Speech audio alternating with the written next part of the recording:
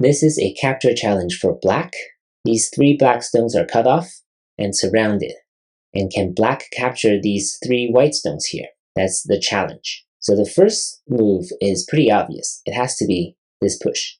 And white must respond this way, because if black plays anywhere else, white can simply play this connection.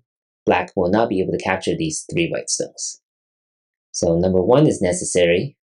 And now black really has very limited options.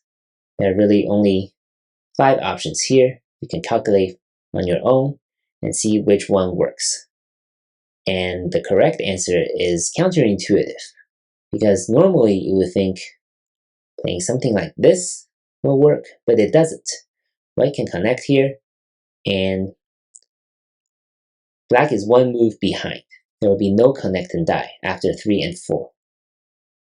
If black plays here, then it's a similar story. White can simply connect here. If black throws in this way, hoping white captures, right?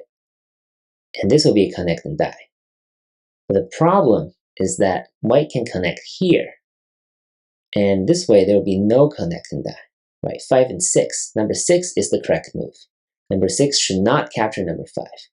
Should connect here instead. So 3 also doesn't work. And throwing in here is the same as throwing in here.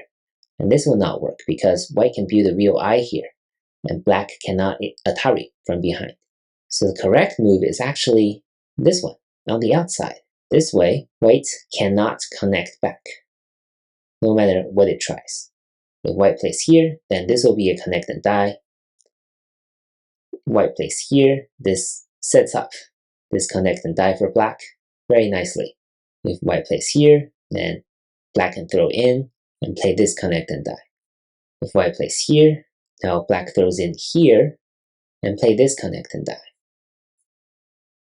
And lastly, if white connects on the outside, black can simply Atari, and this will be a snapback. So after number 3, white cannot do anything to save these 3 white stones.